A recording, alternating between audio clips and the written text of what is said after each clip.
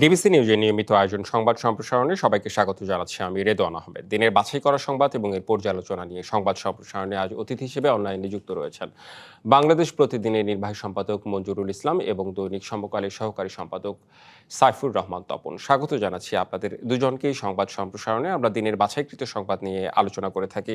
শুরুতেই সাইফুর রহমান তপন, আপনাকে দিয়েই শুরু করতে চাই। একটু স্বরাষ্ট্রমন্ত্রীর বক্তব্য দিয়ে শুরু করতে চাই যে বাহিনীর পোশাকেই হোক, অভ্যুত্থানকারীদের বিরুদ্ধে হামলাকারীরা অপরাধী, সংসদে স্বরাষ্ট্রমন্ত্রী মব কালচার নির্মূলের প্রতিশ্রুতি।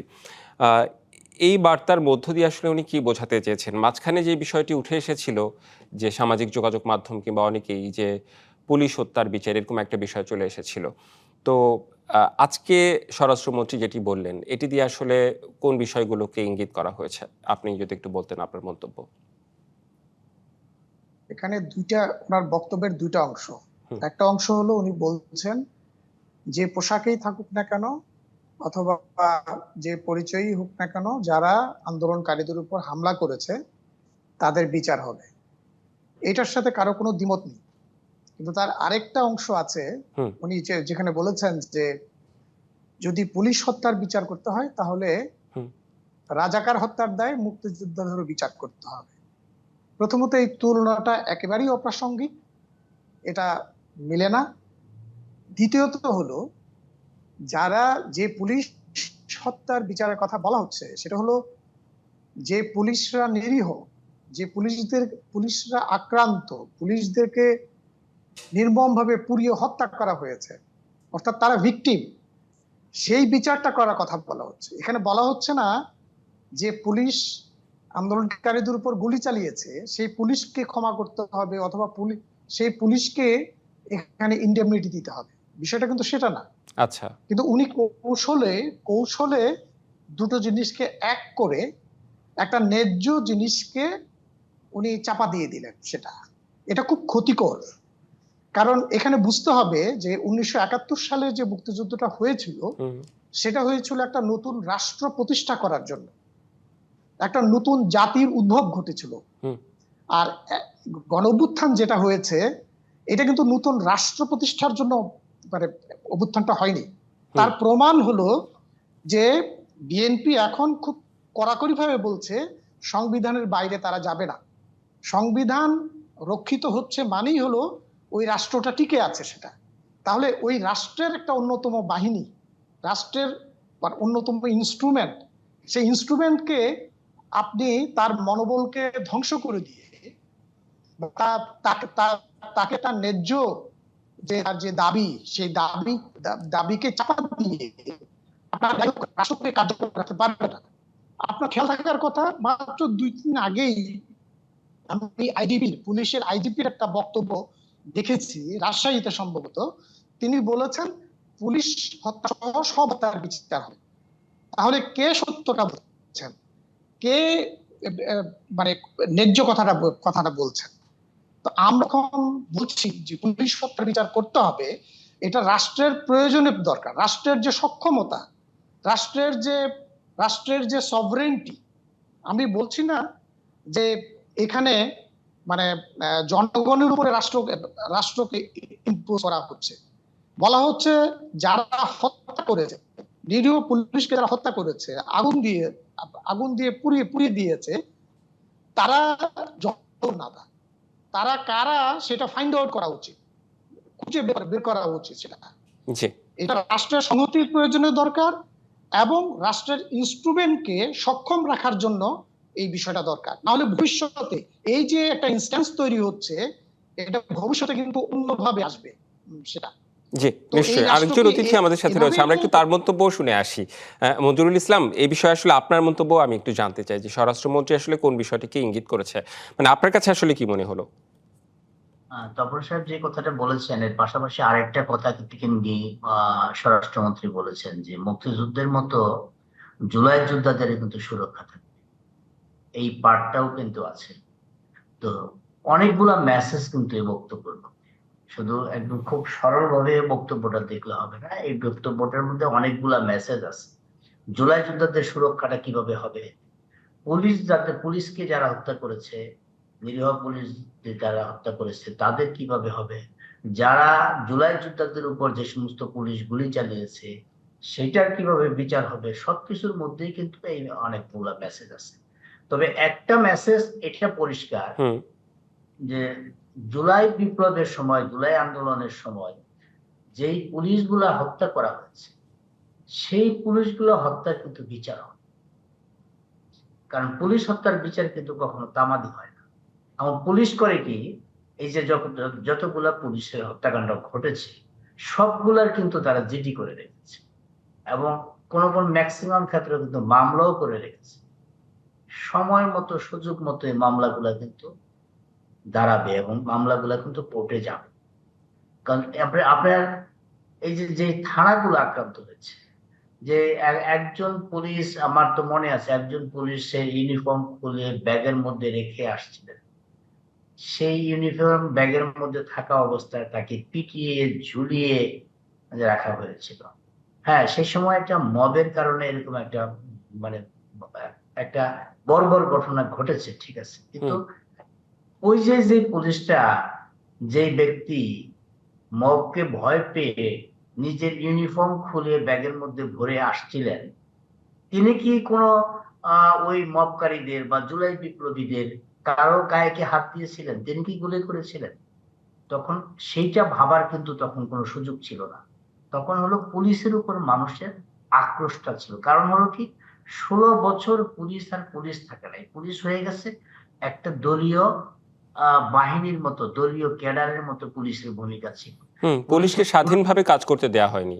হ্যাঁ, পুলিশের যারা গুরুত্বপূর্ণ ব্যক্তি ছিল, যারা ঊর্ধ্বতন ব্যক্তি ছিল, তারা যখন দলীয় ক্যাডারের ভূমিকা পালন করে তখন কনস্টেবল থেকে শুরু করে উপরের পদবর্তী যারা আছে তারা কোন দিকে কাজ করলো সেটা কিন্তু দেখার বিষয় না। দেখার বিষয় হলো টোটাল পুলিশকে তখন একটা দলীয় ক্যাডারের বাহিনী পরিণত করা হয়েছে। হুম সেই কারণে পুলিশের উপর মানুষের ক্ষোভটা ছিল। এখন এখন যে পর্যায়টা আসছে সেটা হলো যে জুলাই বিপ্লবের যে পার্ট বাই পার্ট বিষয়গুলো আসতেছে, প্রথম আসতেছে এই যে সংবিধান সংস্কারের বিষয়টা আসতেছে, হুম তারপরে আসবে জুলাই যোদ্ধাদের সুরক্ষাটা কিভাবে দেওয়া যাবে। কারণ জুলাই যোদ্ধাদের এখনো আপনার যারা নিহত হয়েছেন, যারা শহীদ হয়েছেন, তাদের তো একটা পার্ট আছে, আরেকটা হুম পার্ট আছে যারা, যাদের অঙ্গহানি হয়েছে, যারা অনেকে এখনো হসপিটালের বেডে হ্যাঁ, আছে। না সেই এই যে বিষয়ে তো নানা দিক তো রয়েছেই। আমি একটু হ্যাঁ, স্বরাষ্ট্রমন্ত্রীর বক্তব্য একটু ক্লিয়ার হতে চাচ্ছিলাম, মানে আপনার মন্তব্য আসলে কি? স্বরাষ্ট্রমন্ত্রীর বক্তব্যটা আমি যেটা বলেছি সব দিকের মেসেজ কিন্তু এটাতে আছে। জুলাই যোদ্ধাদের কিভাবে সুরক্ষা দেওয়া হবে এই মেসেজটাও আছে, এবং পুলিশ বাহিনী, নিরীহ পুলিশ বাহিনী কি হত্যা করা হয়েছে, হুম যেভাবে হত্যা করা হয়েছে তাদের বিচারও কিন্তু হবে। কারণ পুলিশের ডিসিপ্লিনের মধ্যে এর বাইরে যাওয়ার কোনো সুযোগ নেই। যদি সুযোগ থাকে তখন পুলিশকে ডিক্লেয়ার করতে হবে যে আমাদের বাহিনীর মধ্যে যারা, যাদেরকে খুন করা হয়েছে বা যারা এই জুলাই যুদ্ধের, জুলাই অভ্যুত্থানে যারা নিহত হয়েছে তাদের সকলের ব্যাপারে আমরা ইন্ডেমনিটি দিয়ে দিলাম, এটা এটা বলতে হবে। কিন্তু এটা বলার কিন্তু কোনো সুযোগ নাই। মেসেজ কিন্তু পুলিশের, পুলিশের স্বরাষ্ট্রমন্ত্রী যে থাকে, আপনাকে বুঝতে হবে যে স্বরাষ্ট্রমন্ত্রী যে থাকে তিনি কিন্তু প্রথমেই বলেন আমার পুলিশ। এই পর্যন্ত যতগুলো স্বরাষ্ট্রমন্ত্রী আছে সবাই কিন্তু বলেছেন আমার পুলিশ। তো সালাউদ্দিন ভাইয়েরও কিন্তু, সালাউদ্দিন সাহেবেরও কিন্তু মেসেজ কিন্তু আমার পুলিশ। সুতরাং পুলিশ হত্যার বিচার কিন্তু হবে। আচ্ছা, জুলাই যোদ্ধাদের সুরক্ষা যেরকম থাকবে পুলিশ হত্যার বিচারও কিন্তু হবে। সেটা টুডে অর টুমোর, এই মেসেজটা কিন্তু আমি যতদূর মনে করেছি আমার কাছে এই মেসেজটা এরকমই ক্লিয়ার মনে হয়েছে। এমনই মনে হয়েছে। আমরা একটু সাইফুর রহমান তপনের কাছে আসতে চাই যে আরেকটি বিষয়, যে মব কালচার নির্মূলের প্রতিশ্রুতি দিয়েছেন। কিছুদিন আগে সিলেটে একটি ঘটনা ঘটেছে, বাউল গানের আসরে হামলা হয়েছে। মানে আহ, কই মব কালচার? হ্যাঁ, কমে গিয়েছে কিংবা আগের মতো নেই ইন্টারিম গভর্নমেন্টের সময় যেটি ছিল। এই যে এই হামলাটা হলো, কিংবা মানে যে প্রতিশ্রুতি কিংবা হচ্ছে নির্ভয় দেয়া, সেই বিষয়টি কি নিশ্চয়ই ইতিবাচক বলা যায়। কিন্তু এই যে সিলেটে যে বাউল গানের আসরে হামলা হলো, এটার কি এটার বিষয়ে কি বলবেন? মানে নিশ্চয়ই, মানে শুধু সিলেটে কেন, মিরপুরে যে একজন কন্টেন্ট ক্রিয়েটরকে, আমি তার রাজনৈতিক পরিচয় জানি না, হুম কিন্তু আমি সোশ্যাল মিডিয়াতে দেখেছি এবং ইয়াতো মেইনস্ট্রিম মিডিয়াতেও এই খবরটা এসছে, রাইট। যে আমি নামটা ভুলে গেছি, তার একদম কন্টেন্ট ক্রিয়েটরকে যেভাবে আপনার মব বিটিং এর মাধ্যমে তাকে পুলিশের হাতে তুলে দেওয়া হলো, হুম এবং সেখানে গর্ব করা হলো বৈষম্য বিরোধী ছাত্র আন্দোলন এবং ছাত্র দল নাকি এটার সাথে একসাথে তারা যুক্ত হয়ে কাজ করেছে। সেটা তো এটাকে কি বলবেন? ইন্টারেস্টিং বিষয় হলো আমাদের বর্তমান স্বরাষ্ট্রমন্ত্রী আসলে মানে ক্ষমতায় যারা যান, চেয়ারে যারা বসেন, তারা সবসময় একটা বিশেষ দৃষ্টি পোষণ করেন ঘটনা সম্পর্কে। চেয়ারের টেবিলের এই পাশে থাকতে তারা এক ধরনের দৃষ্টি পোষণ করেন, আবার টেবিলের ওই পাশে গেলে তারা আরেক ধরনের দৃষ্টি পোষণ করেন, এবং এটাই আমরা দেখতে পাচ্ছি। উনিও যখন বলছেন, আজকে আপনি সংসদে ব্যারিস্টার রুমিন ফারহানা যখন প্রশ্ন করলেন, তখন উনি ডিফারেন্সিয়েট করছেন যে এটা মব বিটিং হবে কিনা বা মব কালচার হবে কিনা, ওইটা এই পরিকল্পিত সন্ত্রাস হবে কিনা, ইত্যাদি ইত্যাদি। আপনি যে নামেই ডাকুন না কেন, যে নামেই ডাকুন না কেন, প্রত্যেকটা ঘটনা হলো আইন নিজের হাতে তুলে নেয়া। রাইট। এবং আমাদের প্রত্যাশা কি? আমাদের প্রত্যাশা হলো প্রতিকার, আমাদের প্রত্যাশা হলো আইনের শাসন। আপনি যে নামেই ডাকুন না কেন, জামাতের নেতা ওই যে গাইবান্ধায় ওখানে থানায় ঢুকে ওসিকে পিটিয়েছে, অমুককে পিটিয়েছে, আপনি হয়তো এটাকে বলবেন যে না, এটা পরিকল্পিত ক্রাইম। আপনি যে নামেই ডাকুন, আমি চাই এটার বিচার, আমি চাই ভিকটিমের সুরক্ষা। ফলে এইটা যতক্ষণ পর্যন্ত আপনি নিশ্চিত না করবেন, আপনি বলবেন না না, আপনি যেহেতু মব কালচার, মব ভায়োলেন্স, এটা অত্যন্ত ঘৃণিত একটা বিষয় হিসেবে চলে এসছে ইউনূস সরকারের সময়ে, ফলে আপনি একটু আলাদা হতে চাচ্ছেন যে না না, আমার সময় মব বিটিং হচ্ছে না, আমার সময় মব ভায়োলেন্স হচ্ছে না। ওকে, আপনার সাথে আমি একমত পোষণ করছি, কিন্তু আমি চাই প্রতিকার, আমি চাই ভিকটিমের সুরক্ষা, ভিকটিমের জাস্টিস। জি, খুবই গুরুত্বপূর্ণ একটা বিষয় বলেছেন। আমাদের একটি বিরতিতে যেতে হবে। বিরতির পর ফিরে এসে নিশ্চয়ই আমরা আরো দু একটি বিষয় নিয়ে আমরা আলোচনা করতে চাই। সংবাদ সম্প্রসারণে একটি বিরতি নিচ্ছি, ফিরছি একটু পরে। স্বাগত আরো একবার সংবাদ সম্প্রসারণে, সঙ্গে আছেন সাইফুর রহমান তপন এবং মঞ্জুরুল ইসলাম। বিরতির পর আবারও স্বাগত জানাচ্ছি আপনাদের দুজনকেই। মঞ্জুরুল ইসলাম, আপনাকেই বিরতির পর শুরু করতে চাই আপনাকে দিয়ে। সেটি হচ্ছে যে মব কালচার নির্মূলের প্রতিশ্রুতি দিয়েছেন স্বরাষ্ট্রমন্ত্রী। আপনি নিশ্চয়ই বিরতির আগে শুনছিলেন যেটি বলছিলাম যে কিছুদিন আগে সিলেটে একটি ঘটনা ঘটেছে, বাউল গানের আসরে হামলা হয়েছে। এই প্রতিশ্রুতি আসলে বাস্তবায়ন, মানে আপনার মতামত জানতে চাচ্ছি যে বাস্তবায়ন কিভাবে হবে, কিংবা সরকার আসলে এই বিষয়টি কি খুব গুরুত্ব দিয়ে দেখবে কিনা? গুরুত্ব দিয়ে দেখা উচিত, কারণ মব কালচারটা সোসাইটি নষ্ট করে দিচ্ছে। সোসাইটির মধ্যে একটা একটা নিজেকে নিজে মনে হচ্ছে যে আমরা সবাই রাজা, আমাদের এই রাজার রাজত্বে, এরকম একটা বিষয় দাঁড়িয়ে গেছে। যাকে ইচ্ছা তাকে মব করা যাচ্ছে, এবং মব করার পরে যারা মব করছে তারা সামাজিক যোগাযোগ মাধ্যমে হিরো হয়ে যাচ্ছে। এই তাদের যে হিরোইজম, একজনের হিরোইজম থেকে আরেকজন উৎসাহিত হচ্ছে যে আমরা মব করা যায়। ইচ্ছা করলে 4-5 জন মানুষ একত্রিত হয়ে, 4-5 জন তরুণ একত্রিত হয়ে যে কোনো মানুষকে যে কোনো সময় রাস্তাঘাটে যে কোনো জায়গায় মব করে ফেলা যায়। এই কালচার বন্ধ না হওয়া পর্যন্ত এটার দুইটা ধাপ আছে। একটা হলো সামাজিকভাবে এর বিরুদ্ধে একটা সচেতনতা তৈরি করতে হবে। তবে দ্বিতীয় যে মব ধাপটা কালচার মানে এটা তো কমে এসেছে, মানে ইন্টারিম কমে গভর্নমেন্টের এসেছে, সময় এই প্রবণতা যত বেশি ছিল, এই গভর্নমেন্টের সময় তো এতটা আমরা শুনি না, মানে না দু এটা একটি না, ঘটনা ছাড়া। এটা না শোনার কারণ আছে। হুম। কারণ বিগত সরকার 18 মাসের যে সরকার ছিল, রাইট। এই সরকারটা ছিল মবের ফল। ওই সরকার ছিল মবের ফল। আর এখনকার সরকারটা হলো 12ই ফেব্রুয়ারি নির্বাচনের ফল। দুই সরকারের জন্মটা দুই রকম, দুই সরকারের জন্ম যেহেতু দুই রকমের, ফলটাও দুই রকম। এখন এই সরকারের উচিত হবে কোনোভাবেই যেন মব কালচারটা মাথাচাড়া দিয়ে আবার দ্বিতীয়বার উঠতে না পারে। এর জন্য প্রথম যে কাজটা করতে হবে, সামাজিকভাবে আমাদের সবাইকেই সচেতন হতে হবে। দ্বিতীয়ত হলো সামাজিকভাবে এর জন্য সচেতন হতে হবে। দেখা যায় যে রাস্তাঘাটে একজনকে সবাই মব করতেছে, অন্যরা দাঁড়িয়ে সেই মবকারীদের দমন না করে, নিবৃত্ত না করে, প্রত্যেকে যার যার মোবাইল দিয়ে ভিডিও করতেছে। সেই ভিডিও আবার ফেসবুকে লাইভ করতেছে। একটা মানুষকে এর মধ্যে সবার সামনে পিটিয়ে মারা হচ্ছে, আর সবাই লাইন ধরে সেই তামসা দেখছে আর ফেসবুকে লাইভ করতেছে। এই যে পৈশাচিক একটা মানসিকতা আমাদের মধ্যে তৈরি হয়ে গেছে, এই মানসিকতা দূর করতে হবে। আর পুলিশের জায়গাটায় শক্তিশালী করতে হবে, পুলিশকে শক্ত করতে হবে, পুলিশকে স্বাভাবিক যে এই ট্রমা থেকে পুলিশকে কাটিয়ে উঠতে হবে। পুলিশের দরকার হলে মানসিকভাবে তাদেরকে আরো বেশি ট্রেন করাইতে হবে। জি, পুলিশ মঞ্জুরুল যদি ইসলাম, আপনার কাছে আমি একটি প্রশ্ন করতে চাই। সেটি হলো যে আপনি বলছিলেন যে ইন্টারিম গভর্নমেন্ট, আসলে গণ অভ্যুত্থানের পরেই তো ইন্টারিম গভর্নমেন্ট আসলো। মানে বিষয়টি কি ছিল যে ইন্টারিম গভর্নমেন্ট আইন শৃঙ্খলা পরিস্থিতি নিয়ন্ত্রণ করতে পারেনি, সে কারণেই মব কালচারের উদ্ভব হয়েছে। বিষয়টি কি এরকম? ইন্টেরিয়াম গভর্নমেন্ট বুঝতেই পারে নাই তাদের প্রথম কাজটা কি। হুম। এই কাজটা বুঝতেই পারে না। প্রথম কাজ আমার বিবেচনায় প্রথম কাজ ছিল ইন্টেরিয়াম গভর্নমেন্টের আইন শৃঙ্খলা নিয়ন্ত্রণ করা।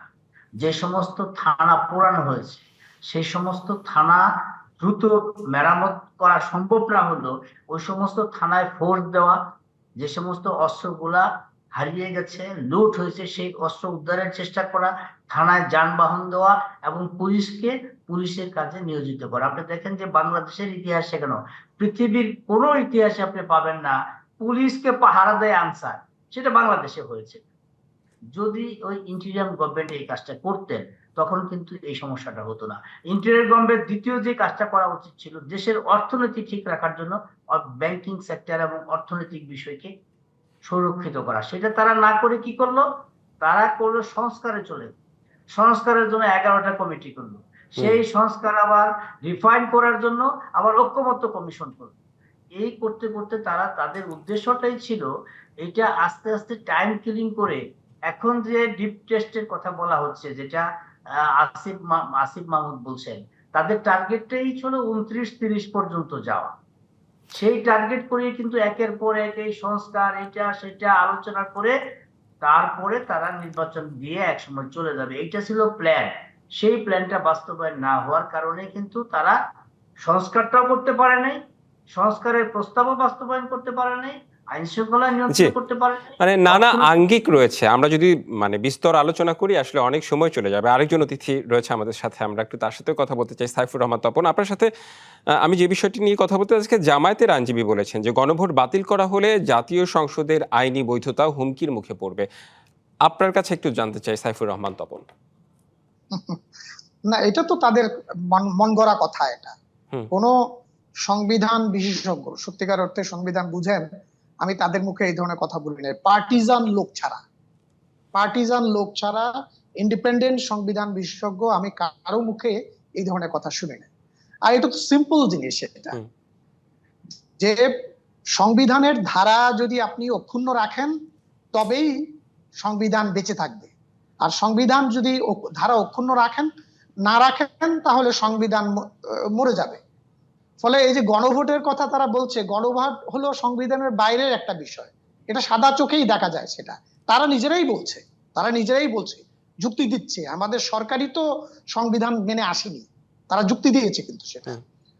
ফলে তাদের লজিকটাকে এস্টাবলিশ করার জন্য তারা এই যে এইটাকে এক ধরনের এঁড়ে তর্ক তারা করে যাচ্ছে। সেটা কিন্তু এটা খাটবে না, যেহেতু দেশের সংখ্যাগরিষ্ঠ মানুষ শুধু না, বিপুল অধিকাংশ মানুষ তারা সংবিধান মানে, সংবিধান সুরক্ষা তারা চায়, এবং দেশের সবচেয়ে বড় দল বিএনপি তারাও সংবিধানের সুরক্ষা চায়। ফলে এই সমস্ত কথা আর খাটবে না। এটা তারা তো বলে আসছে, সেই আপনার প্রায় 1 বছর আগে থেকে এই সমস্ত কথা বলে আসছে। এগুলোর কোনো অর্থ নাই সেটা। এবং অচিরেই দেখবেন আপনি ওই অধ্যাদেশটি মৃত্যুবরণ করার মধ্য দিয়ে, সংসদে যখন এটা আইনে পরিণত হবে না, মৃত্যুবরণ করার মধ্য দিয়ে এই আলোচনারও সমাপ্তি ঘটবে বলে আমি মনে করি। সেটা আরেকটি বিষয় একটু আপনার কাছে আমি জানতে চাই যে অনেক সময় কাদা ছোড়াছড়ি হয়, মানে বিরোধী দল এবং সরকারি দলের মধ্যে যে কাদা ছোড়াছড়িটা হচ্ছে যে যারা রক্ত দিয়েছে তারা যদি রক্ত না দিত গণ অভ্যুত্থানে, তাহলে আজকে বিএনপি সরকার গঠন করতে পারতো না। গণ অভ্যুত্থান তো আসলে সারা দেশের মানুষের একটা স্বতঃস্ফূর্ত সমর্থন ছিলই। সেখানে বিএনপি আন্দোলন করেছে, সবাই অংশগ্রহণ করেছে। তো এই বিষয়গুলোকে আসলে কিভাবে দেখবেন? এবং বিরোধী দলে এখন যারা আছে, গণ অভ্যুত্থান না হলে তো তারাও বিরোধী দলে আসতে পারতো না। নিশ্চয়ই। তো ফলে এগুলো হাস্যকর কথাবার্তা। কারণ আপনি বলুন যে আমি এই যে অভ্যুত্থানের পরপর তো প্রত্যেকটা পার্টি তাদের একটা হিসাব দেওয়া শুরু করেছিল। আমি তখন দেখেছি বিএনপির পক্ষ থেকে বলা হয়েছিল সম্ভবত 200+। এই গণঅভ্যুত্থানে যারা নিহত হয়েছে তাদের মধ্যে তারা বলেছিল 200+।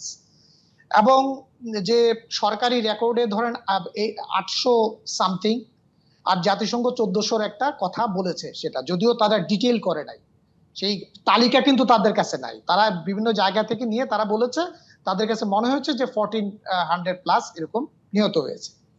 এখন আপনি দেখুন, এই যে হিসাবটা করলেও দেখবেন আপনি, এখানে আমি দেখেছি যে পেশাগতভাবে বিচার করলে দেখা যাচ্ছে শ্রমিকের সংখ্যা অনেক বেশি। রাইট। মানে রাস্তায় যে ভাসমান শ্রমিক ছিল তারা মরেছে সবচেয়ে বেশি। পানিওয়ালা, এই বাদামওয়ালা, এই রিক্সাওয়ালা, এই ধরনের শ্রমিক মারা গেছে প্রচুর। তো ফলে যারা এটার ফলটা যারা দাবি করছেন, যে হান্নান মাসুদদের মতো নেতারা যারা দাবি করছেন, এটা একেবারেই একটা পার্শিয়াল দৃষ্টিভঙ্গি। জি, মানে এখানে তারা অন্যদেরকে এক্সক্লুড করছেন, খারিজ করে দিচ্ছেন। জি। বিএনপির আপনারা আসলে দুজনেই বেশ ভালো মন্তব্য দিয়েছেন। আজকে সংবাদ সম্প্রসারণে সময় স্বল্পতার কারণে আসলে আমরা আলোচনা দীর্ঘায়িত করতে পারলাম না। আপনাদের দুজনকে অনেক অনেক ধন্যবাদ। এই ছিল সংবাদ সম্প্রসারণে। ডিবিসির সঙ্গেই থাকুন।